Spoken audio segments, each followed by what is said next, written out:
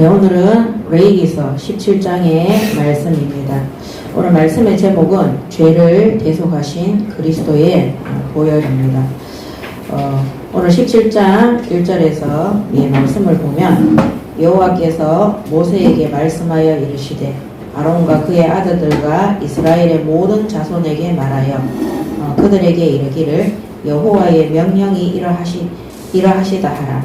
이스라엘 집의 모든 사람이 소나 어린 양이나 염소를 진영 안에서 잡든지 진영 밖에서 잡든지 먼저 회막문으로 끌고 가서 여호와의 성막 앞에서 여호와께 예물을 드리지 아니하는 자는 피 흘린 자로 여길 것이라. 그가 피를 흘렸은즉 자기 백성 중에서 끊어지리라.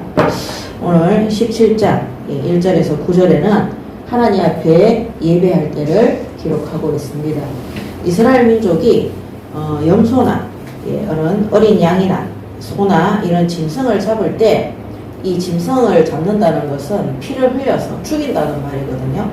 그래서 모든 생명은 하나님께 속해 있기 때문에 구약 시대에는 어린 양이나 소나 이런 염소나 짐승을 잡을 때도 반드시 하나님 앞에 예배를 드리고 하나님 앞에 하목제의 번제단의 예배를 드림으로 그 피를 제단 위에 뿌려서 하나님 앞에 드리는 예배로 모든 것을 시작하게 하셨습니다.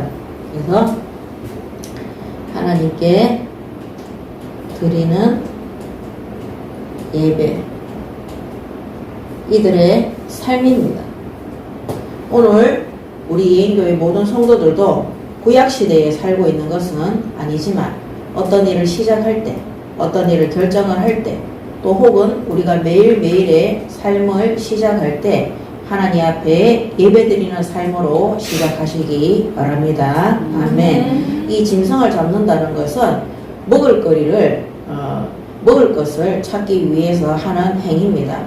우리가 의식주를 행할 때도 우리가 매일매일 24시간의 시간 속에서 산업 현장이나 직장 현장이나 모든 만남의 현장, 또 우리의 생명이 하나님이 부르시는 그날까지 예배하는 예배자의 삶이 될 수 있도록 이렇게 기록하고 있습니다. 그 예배하는 예배자의 삶이라는 것은 하나님께 드리는 예배인데 이 예배는 바로 구원받은 자의 당연한 삶입니다. 이거 다시 주세요. 그래서 이거는 구원받은 자의 삶입니다.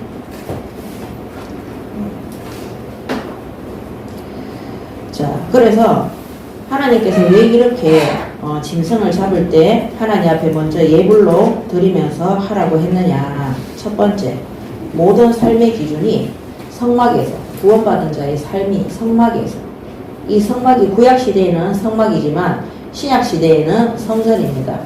성막 중심의 삶을 살도록 하기 위해서입니다. 이 성막 중심의 삶이라는 것은 구원받은 하나님의 백성들은 우리가 신앙 공동체라는 거죠. 신앙.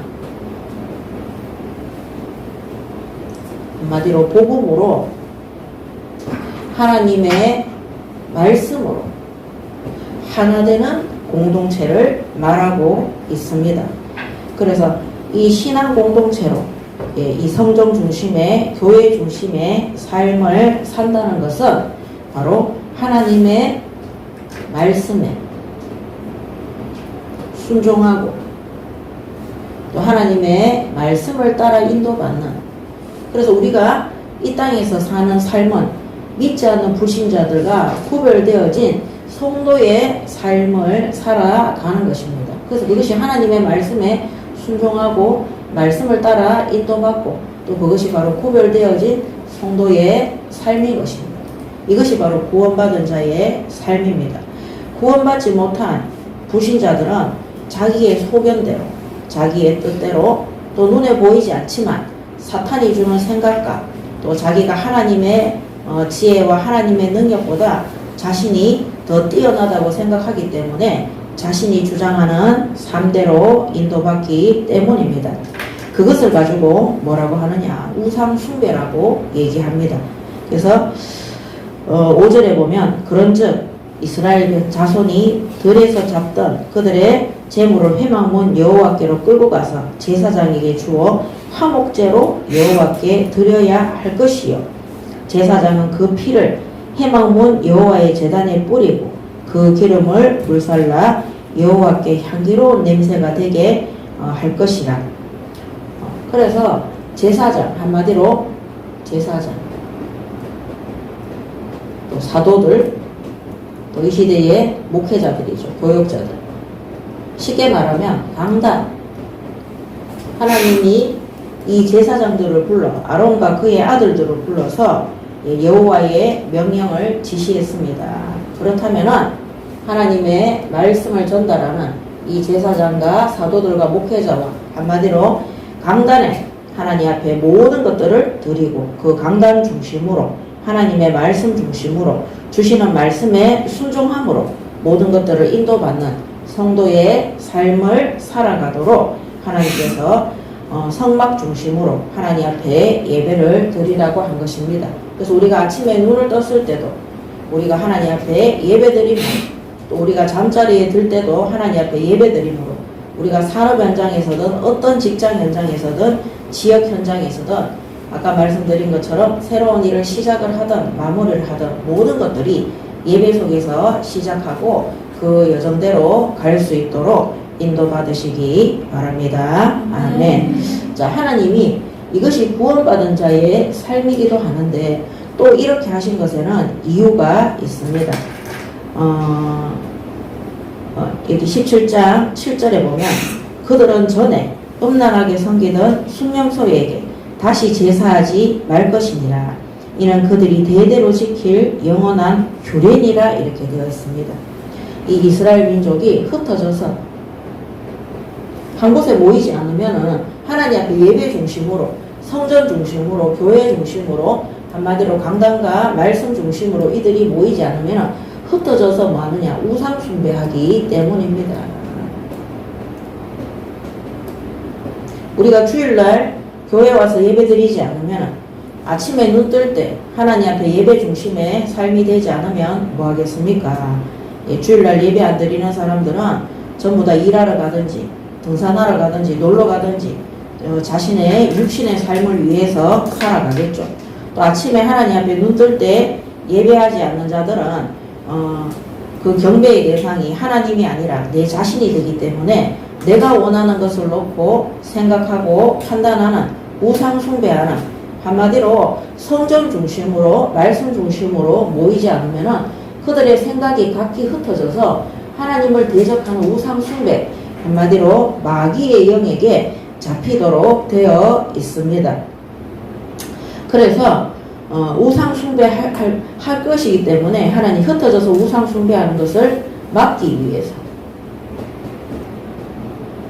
그래서 하나님이 이스라엘 민족들한테 짐승을 잡을 때 하나님 앞에 먼저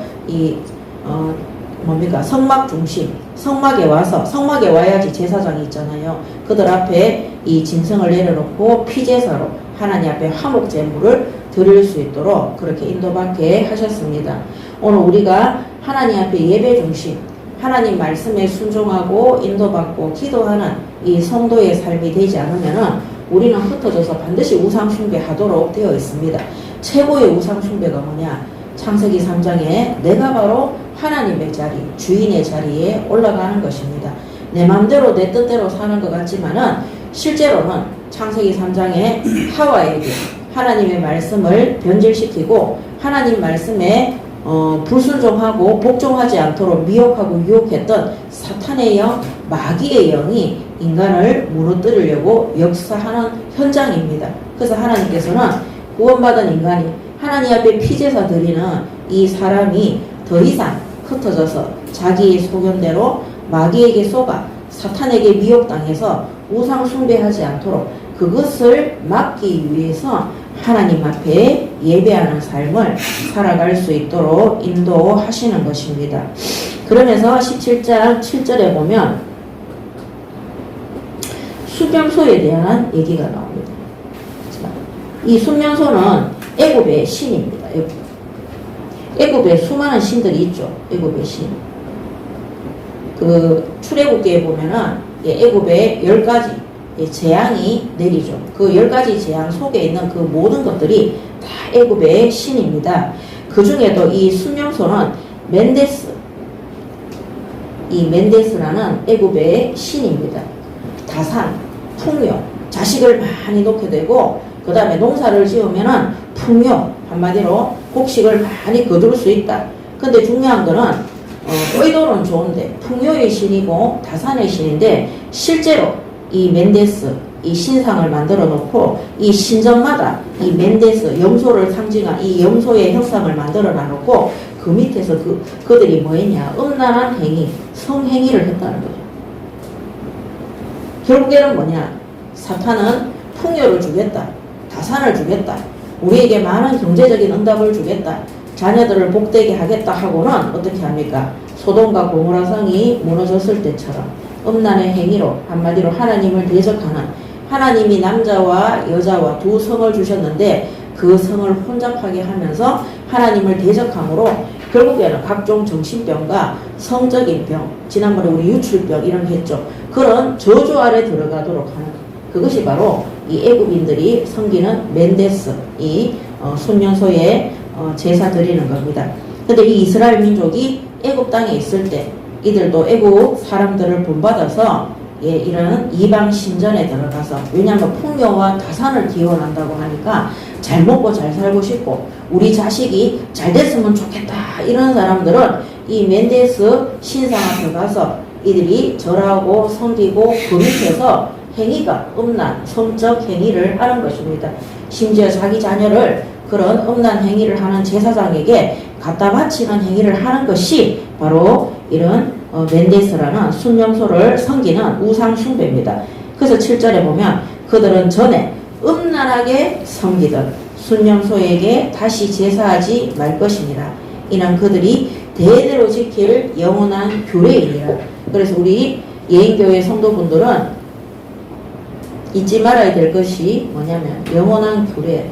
아무리 세상에서 성공과 또 우리 자녀들에 대한 육신이 보장이 되어질지라도 세상 사람들이 섬기는, 세상 사람들이 동경하는, 세상 사람들이 복이라고 얘기하는 그런 우상 숭배에 현혹당하거나 미혹당해서 우상 숭배하는 저주 아래 들어가지 마시기 바랍니다. 아멘. 그래서 음란하게 섬긴다, 음란의 행위 속에 들어간다, 저주 아래 들어간다. 아무리 그것이 우리에게 복이 된다고 할지라도 사탄의 새빨간 거짓말이라는 사실을 분명히 하시고 우리의 경배의 대상은 누굽니까? 하나님께만 예배하고 경배하시기 바랍니다. 아멘.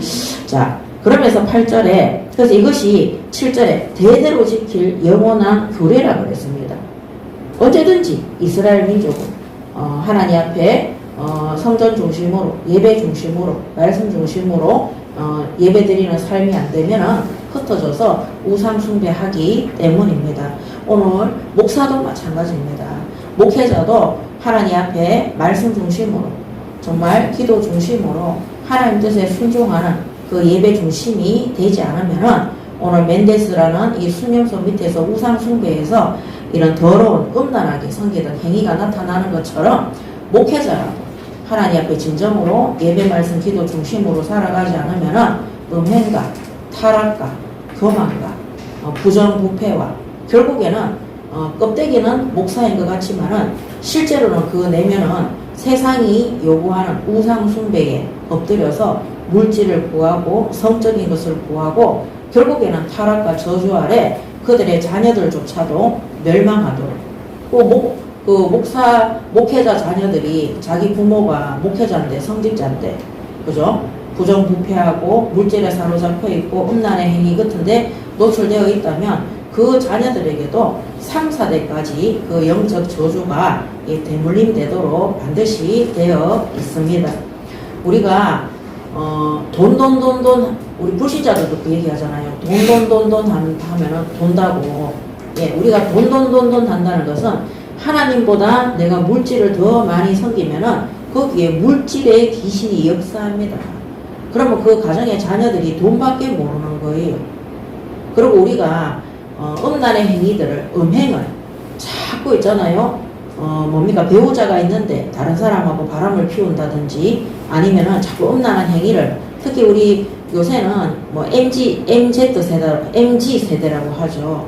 젊은 사람들이 결혼 안 하고 성적인 거, 음행을 굉장히 많이 즐깁니다. 결국에는 어느 날 시간이 지나서 가정을 이루게 되면 그 자녀들에게 음행하는 미혹의 영, 악한 영들, 음란의 영들이 붙어서 역사하도록 되어 있습니다. 그래서 우리는 자녀를 생각한다면, 또 우리 후손을 생각한다면 하나님 앞에서 절대 세상의 기준은 뭔지 아세요? 물질입니다. 돈입니다. 세상의 기준은 뭡니까? 음행입니다. 하나님이 사람들을 창조해서 남자와 여자를 창조하시고 하나님 앞에 순종하고 예배하는 믿음의 가정을 세우도록 허락하셨는데, 그들이 하나님의 아들들이 사람의 딸들의 아름다움을 보고 그때부터 부패와 타락과 성적 문란 속에 들어가서 창세기 6장에 보면 어떻게 됩니까? 네피림이라고 되어 있어요. 그리고 홍수 심판으로. 왜 그렇습니까? 사람들의 생각하는 모든 것들이 어려서부터 악함이라고 그랬어요. 왜 어려서부터 악합니까? 그들의 부모의 행위를 쫓아서 어린아이들이 악한 것들을 배우게 된다는 겁니다. 그래서 오늘 우리가 이것이 영원한 규례다.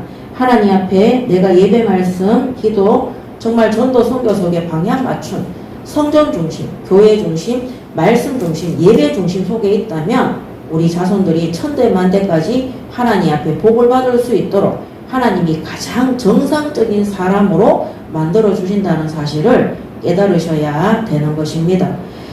우리나라에도 재벌들이 있습니다. 해외에도 보면은 재벌들이 있습니다. 근데 우리나라 옛날 속담에 보면은 부자가 3, 4대 못 간다는 말이 있습니다. 왜 그렇습니까? 부모님이 돈이 많으면 그것을 사회에 환원하고, 그 다음에 어려운 사람들을 돕고, 하나님 앞에 헌금하고 이것이 아니라 땅을 사고 부를 축적하고 자기밖에 모르는 욕심 속에 들어가니까 어떻게 됩니까? 그 자녀들이 보고 배우는 것이 그거밖에 없는 거예요. 그래서 재벌집에, 돈 많은 집의 자녀들은 돈이 그렇게 많은데도 돈 가는. 저는 제가 상담할 때 부잣집 상담을 정말 많이 했잖아요. 의사, 변호사, 검사, 국회의원, 보좌관, 그 다음에는 땅 많은 재벌집, 부동산, 전부 다 그 집에 가면 자녀들이 싹 다 돌아가요. 정상이 없어요. 전에 제가 한번 간증을 했잖아요. 초등학교 6학년인데 한 달에 용돈 100만 원인데 자기 집 아파트 100평짜리 살거든요. 용돈이 너무 부족하고 자기 집이 가난해서 엄마를 맨날 주먹으로 때리고, 그 엄마가 암수술 3번이나 했어요. 거기 이상희 전도사 제가 데리고 갔잖아요. 가보니까 완전히 돈 벌기 위해서 집안에 신주단지하고 무속인이 준 이 부족하고 그런 것들 다 쌓여 있더라니. 그러니까 그 아들이 초등학교 6학년밖에 안 됐는데 엄마를 때리고 돈을 갈취하고, 걔는 막 자기 동생 목도 조르고 자기 목도 조르고 이렇게 했거든요. 한마디로 그리고 걔가 만나는 친구들 거의 다 음란한 애들이어서 6학년밖에 안 됐는데도 결국 어떻게 됩니까? 우상 숭배하면요 저주 아래에 들어가도록 되어 있습니다.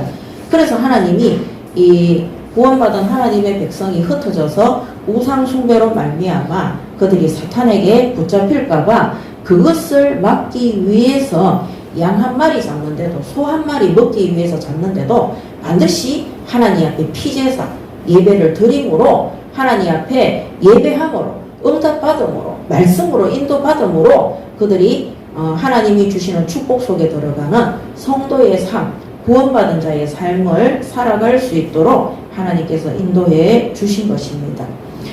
8절에 너는 또 그들에게 이르라. 이스라엘 집 사람이나 혹은 그들 중에 계류하는 거루민이 번제나 제물을 드리되 회막문으로 가져다가 여호와께 드리지 아니하면 그런 백성 중에서 끊어지리라. 심지어 이스라엘 민족 속에 들어와 있는 다민족들도, TCK들도, 난민들도, 외국인들조차도 하나님 앞에 반드시 번제의 제물을 드림으로, 피제사를 드림으로, 성막 중심의 삶을 삶으로 그들이 하나님 앞에 구원받은 자의 삶을 살아갈 수 있도록 하나님께서 명령하신 것입니다.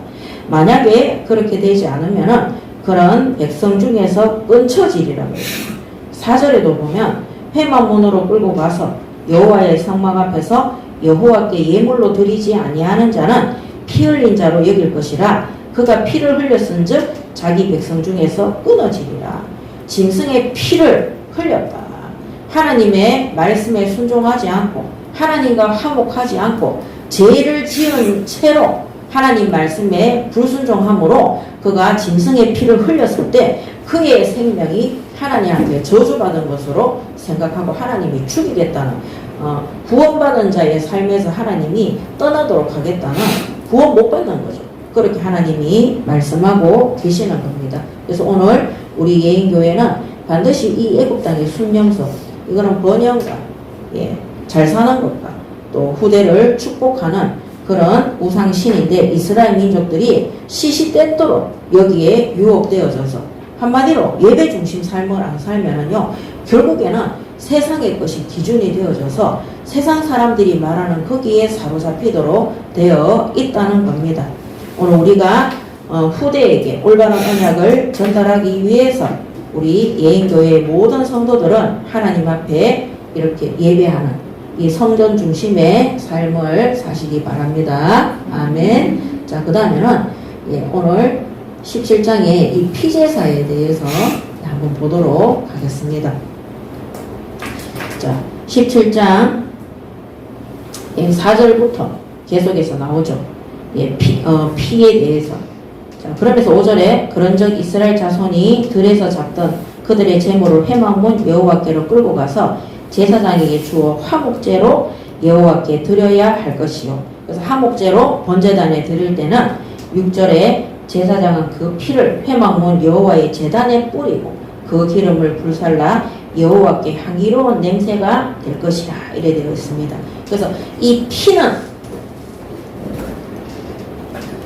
바로 생명을 얘기하고 있습니다. 그 다음에 기름은 향기로운 냄새라 그랬어요. 기름은 하나님께 드리는 가장 소중한 제물입니다. 제단의 제물입니다. 그래서 하나님 앞에 짐승을 피로 잡아 그 생명을 드린다는 것은 바로 누구를 예표하느냐, 이 피의 본질이 뭐냐, 바로 예수 그리스도를 예표하고 계십니다. 하나님이 창세 때 인간을 창조했을 때는 우리가 피 흘려서 짐승을 죽여서 음식을 먹던 때가 아닙니다. 그때는 식물을 먹을 때였어요. 그리고 하나님께서 창세기 2장에 보면 동산에 있는 나무의 모든 실과 과실, 씨 맺는 열매, 이런 것들은 너희가 다 먹을 수 있으나 동산 중앙에 있는 선악을 알게 하는 나무의 실과를 먹어서는 안 된다 그랬어요. 그래서 창세기 6장에 노아 홍수 사건을 통해서 씨 맺는 모든 식물들이 다 없어졌어요. 왜냐면은 이 홍수에 다 쓸려 내려간 겁니다. 그때부터 어떻게 됐습니까? 이 홍수 심판이 끝난 이후에 창세기 9장 4절에서 6절에 보면 그러나 고기를 그 생명되는 피채 먹지 말지니라 이렇게 되어 있습니다. 그래서 창세기 9장 1절에 보면 하나님이 노아와 그 아들들에게 복을 주시며 그들에게 이르시되 생육하고 번성하여 땅에 충만하라. 땅의 모든 짐승과 공중의 모든 새와 땅에 기는 모든 것과 바다의 모든 물고기가 너희를 두려워하며 너희를 무서워하리니 이것들은 너희의 손에 붙였음이니라. 자, 3절에 모든 산 동물은 너희의 먹을 것이 될지라 채소같이 내가 이것을 다 너희에게 주노라. 그러나 고기를 그 생명되는 피채 먹지 말지니라. 인간이 타락해서 죄를 범하기 전에는 모든 것들이 식물이 우리의 먹을 거리였어요. 그 다음에 하나님이 천지를 창조하셨는데 동물과 식물까지 모든 피조물들이 하나님의 말씀 가운데 창조되어졌습니다. 그렇지만 그들이 끝까지 우상 숭배하고 하나님 말씀에 대적하고 네피림, 사탄을 섬기고 오늘 이 애굽 땅의 순영수 멘데스를 섬긴 것처럼 그들이 사단과 마귀와 귀신을 섬기는 우상 숭배 속에 들어가 있을 때 하나님이 지구 전체에 심판을 내립니다. 그때 땅의 모든 것들이 홍수 심판으로 인해서 다 쓸려갑니다. 그 이후로는 피의 심판이 아니고서는 피의 대가가 아니고서는 구원받을 수가 없는 거예요. 그래서 홍수 심판 전에는 이 가인과 아벨이 하나님 앞에 예배를 드리잖아요.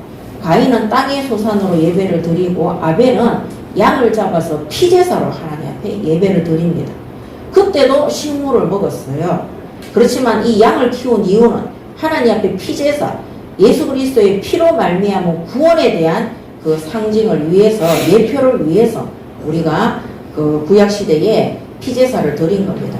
그렇지만 하나님이 전 세계를 쓸어버리는, 하나님이 창조하신 모든 생명을 이 땅에서 하나님이 의인으로 인정한 이 누굽니까? 노아와 그 가족과 하나님이 예비하신 짐승들 외에는 이 땅의 모든 짐승과 식물들은 다 어떻게 됐습니까? 홍수 심판 속에 다 죽어버렸어요. 생명을 잃어버렸어요. 그때부터 인간이 짐승을 죽여서 피 흘려서 먹는 그런 행위가 시작이 된 겁니다.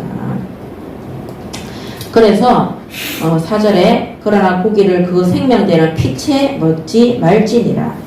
5절에 내가 반드시 너희의 피, 곧 너희의 생명의 피를 찾으리니 짐승이면 그 짐승에게서, 사람이나 사람의 형제면 그에게서 그의 생명을 찾으리라. 다른 사람의 피를 흘리면 그 사람의 피도 흘릴 것이니 이는 하나님이 자기 형상대로 사람을 지으셨음이니라. 이렇게 됩니다. 창세기 9장 1절에서 6절에 보면 이렇게 나와 있습니다. 그래서 하나님이 피 흘리는 모든 피조물, 동물, 짐승들조차도 하나님은 이들의 피를 뭐라고 생각하시느냐? 생명이라고 하십니다. 생명. 그래서 우리가 짐승이나 동물들도 사람들이 막 죽이고 원래는 그렇게 막 하면 안 되는 거예요. 우리가 소고기, 닭고기, 뭐 돼지고기 이런 거 먹잖아요. 이런 거 먹는 것도 사실은 우리가 살아있는 하나님이 그것들한테 생명이 있습니까? 없습니까? 있잖아요. 그래서 생명이 있는 짐승을 죽여서 피를 흘리기 위해서 그 한마디로 생명을 먹는 거예요. 그래서 사실은 오늘날 이렇게 환경오염이나 이런 것들도 너무 심한 이유가 뭐냐? 사람들이 과도하게 고기를 먹고 생명을 죽이고 생명을 하대하고 학대하는 일들이 너무 많이 일어나기 때문입니다. 그래서 소도 너무 많이 키우면은요, 그것이 탄산가스가 돼가지고 지구의 환경오염에 엄청나게 기여를 한다고 하지 않습니까? 그래서 하나님 보시기에는 모든 짐승들도 하나의 생명으로 보는 것입니다.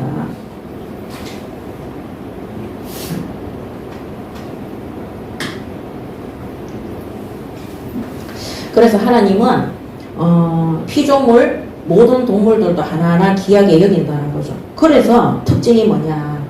이 생명도 한 생명으로 치기 때문에 우리가 예수님이 오시기 전에 인간의 죄를 대속할 때 하나님 앞에 짐승을 잡았잖아요. 한 마리씩 잡았어요. 숫소, 순양, 그죠? 순염소 이렇게 잡았거든요. 한마디로 짐승의 생명도 인간의 생명을 대속한다는 거예요. 인간의 죄를 대속할 생명 속에 짐승들이 있다는 겁니다. 그래서 예수님이 오시기 전에는 이 짐승들도 동물들도 이 양도 소도 생명으로 쳤기 때문에 한 사람당 한 마리씩 쳤거든요. 가난한 사람들은 새들도 생명으로 쳐서 번제단에 예배를 드렸습니다. 그러니까 예수님이 이 땅에 희생 번제로 오시기 전까지는 우리가 수를 헤아릴 수 없는 수억 마리의 짐승들이 피제사로 그 생명이 인간을 대신해서 죽은 겁니다. 그래서 만물도 예수님의 재림을 기다리고 있다고 그랬어요. 끊임없이 이 땅이 창세기 3장 16절에 보면 땅은 너로 인하여 저주를 받았다고 되어 있습니다. 인간으로 말미암아 짐승의 생명을 담보로 피를 흘림으로 인간이 죄를 대속할 수 있도록 인간이 죄를 속죄할 수 있도록 모든 피조물들이 저주 아래에 들어갔기 때문입니다. 근데 이 짐승의 생명하고 인간의 생명하고 다른 점이 한 가지 있어요. 그게 창세기 1장 27절 28절에 보면 이 인간은 하나님의 형상을 가지고 있어요. 그런데 동물은, 짐승은 하나님의 형상이 없습니다. 그게 다른 거예요. 그래서 하나님이 창조한 짐승, 동물들의 생명도 정말 하나님은 귀하게 여기거든요. 그래서 노아의 방주 시대에도 하나님이 짐승들도 암수 둘씩 짝지어서 방주 안에 들어와서 생명을 보존하도록 그렇게 기록되어져 있습니다. 맞죠? 근데 그 짐승들은 하나님의 형상은 없기 때문에 하나님이 인간의 죄 때문에, 사람의 죄 때문에 짐승처럼 피제사 들어가면 어떻게 됩니까? 하나님의 형상이 죽어서 지옥으로 가도록 되어 있는 거예요. 그래서 하나님이 인간만큼은 하나님의 형상을 가지고 있기 때문에 구원하시기 위해서 인간의 생명은 번제단의 제물로 올리지 않는 겁니다. 그래서 하나님이 마음이 아프지만 이 짐승과 동물들을 인간의 죄 때문에 번제단의 제물로 받아서 예수님이 오실 때까지는 인간의 죄를 대속할 수 있도록, 생명을 살릴 수 있도록 거기에 심부름을 시킨 겁니다. 그래서 히브리서 9장 22절에 보면 율법을 따라 거의 모든 물건이 피로서 정결하게 되나니 피 흘림이 없은즉 사함이 없느니라. 아멘. 그래서 히브리서 9장 22절에 이 피 흘림을 하나님은 짐승들에게 간과하신 것입니다. 지금은 짐승 대신 누굽니까? 예수 그리스도.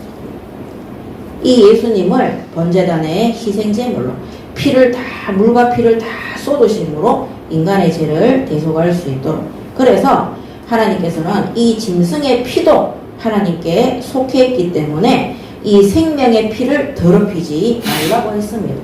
왜냐하면 그래서 짐승의 피를 번제단의 제물로 바치는데도 인간이 구원받는 거예요. 그렇지만 그 구원은 번제단에 매번 갔을 때마다 짐승을 잡아야 되는 그 피인 거예요.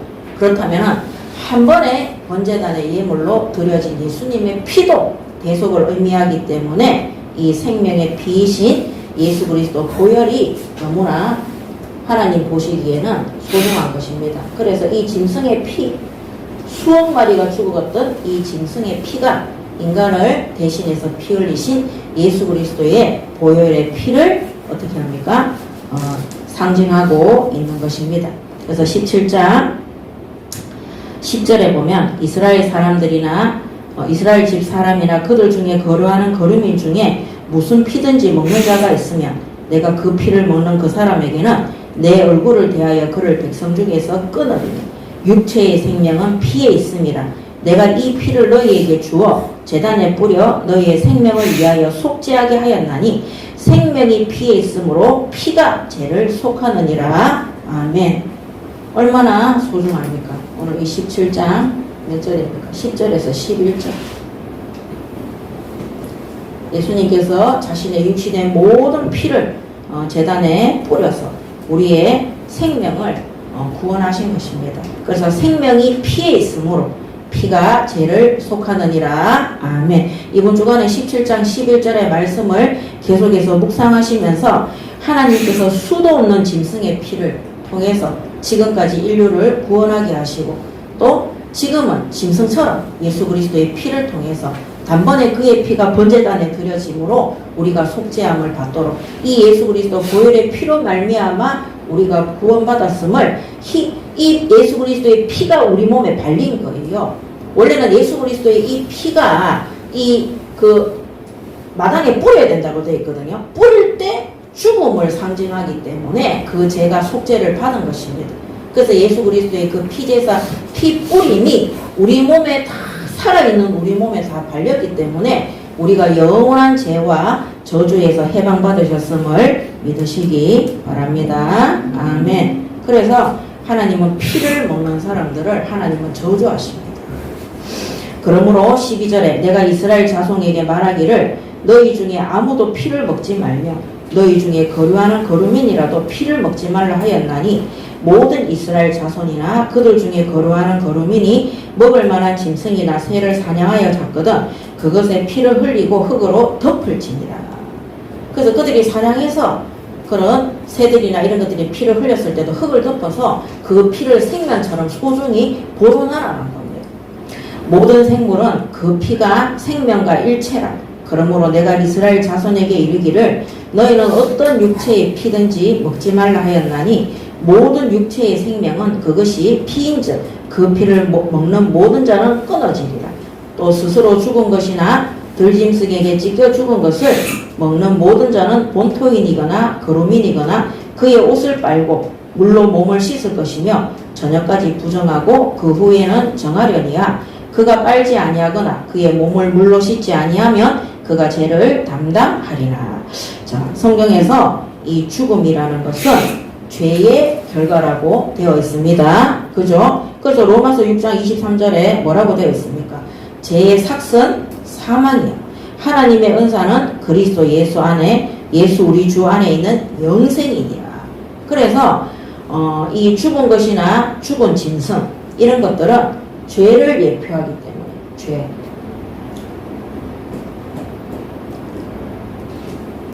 방금 14절이죠. 14절에서 15절.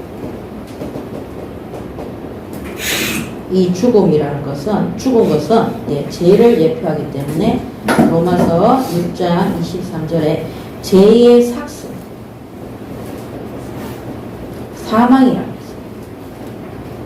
이 사망으로 말미암아 영원한 저주와 재앙 아래에 우리 인간이 지옥으로 떨어지고 이 땅에 사는 날 동안에는 마귀에게 종속되어서 종노릇하고 그 영혼이 저주와 멸망 아래 자손 3, 4대까지 저주 아래 살아가도록 그렇게 기록되어져 있습니다. 그렇지만 그리스도 예수께서 자신의 생명을 죽음 가운데 내어 놓으셨기 때문에 이 예수 우리 주, 그리스도 예수 우리 주 안에 있는 영생입니다. 그래서 이 죄의 삭신 사망을 해결하신 분이 누구냐? 바로 예수 그리스도의 생명. 이 피입니다. 피로 말미암은 속죄가 우리에게 영원한 영생을 얻도록 하나님께서 인도해 주신 것입니다. 오늘 우리 예인교회 모든 성도들은 우리의 생명이 피로 말미암아 구원받았음을 반드시 기억하시고 날마다 하나님 앞에 우리에게 구원 주신 예수 그리스도의 보혈에 대한 감사와 찬양으로 예배와 말씀과 기도 중심으로 살아가시기 바랍니다. 아멘. 그래서 17장 7절에도 이 피를 먹는 자들은 끊겨지리라 그랬거든요. 그 이유가 뭐냐? 피를 먹는 자는 생명을 죽이는 거하고 똑같은 거예요. 예수님이 피를 뿌림으로, 짐승들이 피를 뿌림으로 죽은 거잖아요. 그래서 생명을 죽이는 자로, 소멸하는 자로 들어가기 때문에 바로 하나님의 대열에서 끊쳐진다고 되어 있습니다. 결론입니다. 결론입니다. 그렇다면 오늘 이 말씀을 통해서 모든 생명은 누구에게 속한 겁니까? 하나님께 속한 것입니다. 특히 하나님의 형상 가진 인간은 하나님께서 짐승의 피도, 짐승의 죽음도 하나님이 생명으로 여기세요. 그래서 이 땅에 수많은 짐승들이 죽어가는 것도 하나님은 애통하게 생각을 하십니다. 그래서 짐승의 피도 아무렇게나 잡아서 아무렇게나 먹는 것이 아니라 반드시 하나님 앞에 성막에 가지고 와서 제사장에게 드려서 그가 피를 뿌림으로 번제단의 희송제물로 하나님과 화목제물로 바친 이후에 그 고기를 먹을 수 있도록 하나님이 그렇게 하신 거예요. 자, 그렇다면 모든 생명은 하나님께 속한 것입니다. 그래서 하나님께서 인간만이 짐승도 중요하지만 인간은 하나님의 형상을 가지고 있기 때문에 예수 그리스도를 통해서 이 죄의 삭을 치르게 하시고 우리를 생명 가운데 구원하신 것입니다.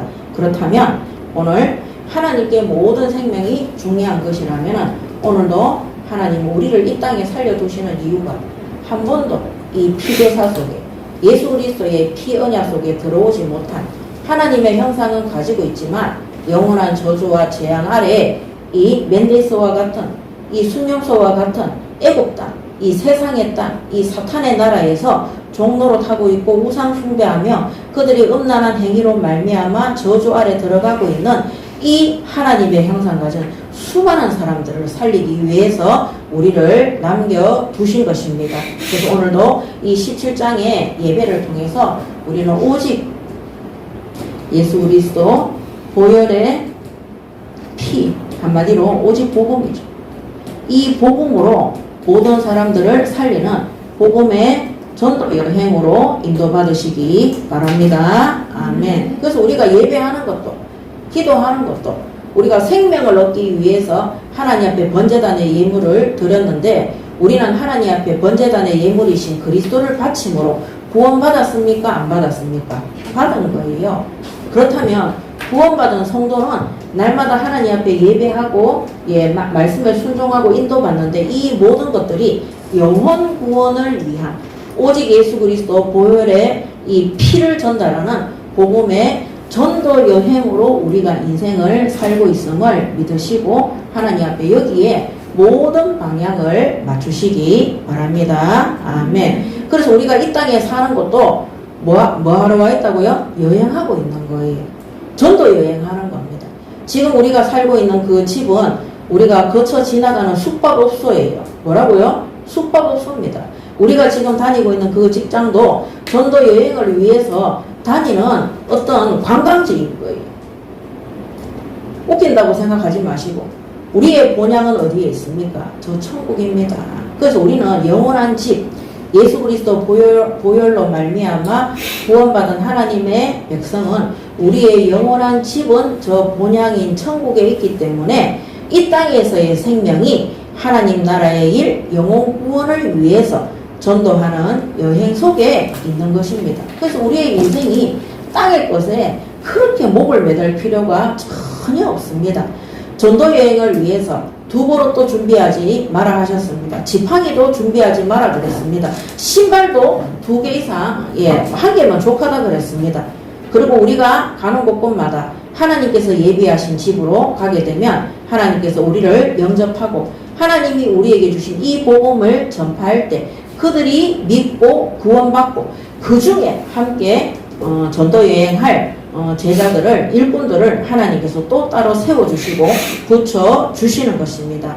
오늘 우리의 인생이 예배하는 인생이 되시고 또 하나님의 형상 잃어버린 영혼을 구원하는 일에 심부름하는 전도 여행의 여정이 되시기 바랍니다. 아멘.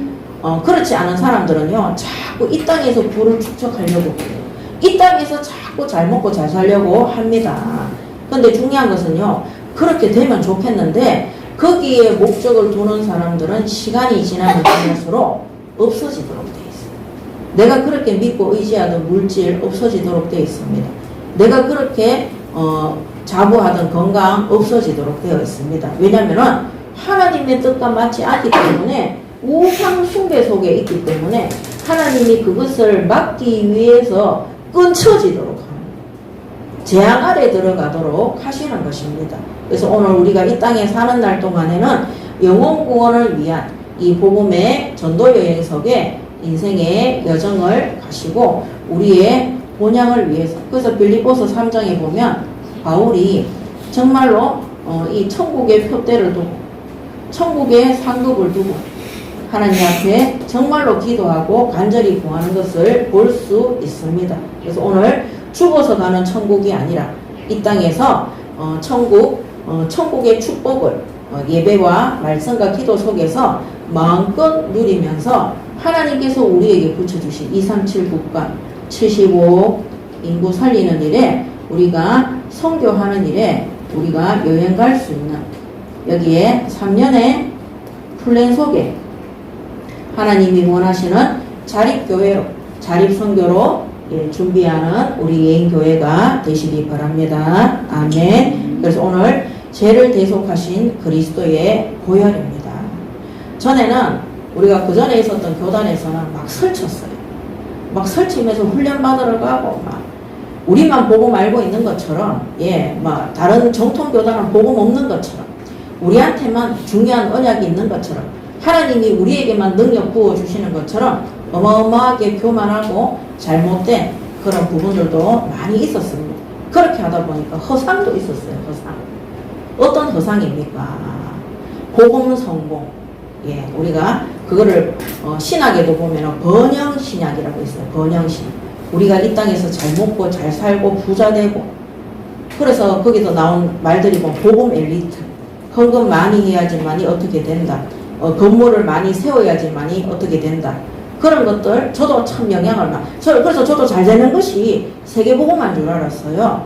근데 중요한 것은 뭐냐, 그게 멘데스였어요. 그게 우상 숭배였어요. 그래서 제일 제가 전에도 말씀드렸지만 궁금한 게, 왜 신학생들하고 왜 교역자들이 시간 가면 갈수록 정신문제에 시달리냐는 거예요. 그렇게 훈련을 많이 받고, 그렇게 전도 선교 세계복음화 무슨 대회 무슨 수련회 이런 거를 많이 하는데, 가면 갈수록 그들의 가정의 자녀들과 그들의 교회의 주일학교 아이들과 그 사역자들과 전도사들과 교역자들은 각종 우울증과 정신병에 사로잡혀서, 예, 그리고 굉장히 음란해요, 사람들이. 그리고 부패했고요, 물질에 완전히 종로로 가고 있습니다. 그래서 저는 지금도 이해가 안 되는데, 그렇게 정통 신학을 하고 올바른 신학을 했는데 지금 틀린 길을 가고 있는 그 교단에서 그것이 맞다고 저한테 연락 오는 그 이유가, 저는 그게 전부 다 그겁니다. 자기 자리, 자기 물질, 자기 성공을 위해서. 저한테 연락 올 필요 없어요. 잘 되면. 잘 안 되니까 자꾸 연락 오는 거예요. 우리는 복음이라고 하면서 흩어져서 맨날 우상 숭배하고 있었다.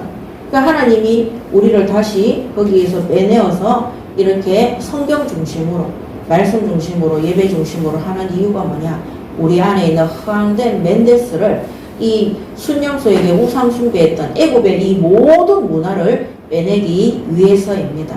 오늘 우리가 예수 그리스도의 피로 말미암아, 이 보혈의 피로 말미암아 구원받은 것이 맞다면, 우리는 이 땅에 복음 전파자로 전도여행, 선교여행 와 있음을 알고, 우리의 모든 상급은 저 천국에, 또 이 땅에서도 하나님이 상급을 주십니다. 근데 그 상급을 받으려고 우리가 이 멘데스와 같은 그런 물질을 섬기고 세상을 섬기는 자가 되지 말고, 진짜 하나님이 우리에게 붙이신 이 영혼 구원을 위해서 이 천국의 상급을 놓고 237, 75억 인구를 살리기 위해서 선교여행의 3년의 플랜 속에서 우리가 모든 우상을 버리고 하나님 앞에 바른 피제사, 하나님 앞에 올바르게 성전 중심으로, 예배 중심으로, 말씀과 기도 중심으로 새롭게 시작하는, 우리가 주 안에서 진짜 하나님이 쓰시고 귀하게 여기는, 하나님이 모든 생명을 귀하게 여기는데 우리 때문에 심지어 짐승들조차도 살아나는, 전 세계의 영혼과 함께 동물들과 식물들과 모든 자연재해까지 살아날 수 있는 응답받는, 우리가 전도여행, 선교여행하는 우리 예인교회의 모든 전도자들이 되시기 바랍니다. 아멘. 기도하겠습니다. 하나님, 은혜를 감사합니다.